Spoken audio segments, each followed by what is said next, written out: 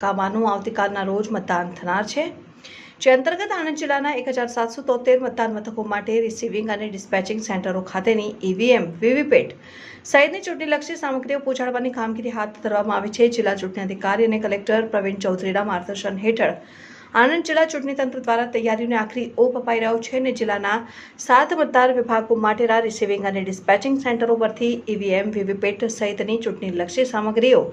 જે તે વિધાનસભા મત વિસ્તારના મતદાન મથકો ખાતે પહોંચાડવાની કામગીરી હાથ ધરવામાં આવી છે. આજરોજ આપણે ત્યાંથી 296 મથકો છે આણંદ વિધાનસભા વિસ્તારના, જે આણંદ લોકસભા વિસ્તારનો એક ભાગ છે. એમાં 296 બૂથના તમામ polling staff, presiding officer, zonal officer, તેઓ આજરોજ આ રિસીવિંગ ડિસ્પેચિંગ સેન્ટરે આવેલા છે અને તેઓ પોતાના તમામ ચૂંટણીલક્ષી મટીરિયલ જેમ કે ઈવીએમ મશીનો અને અન્ય જે સાધન સામગ્રી છે તે અત્યારે રિસીવ કરી અને દરેકે દરેક ચૂંટણીની જે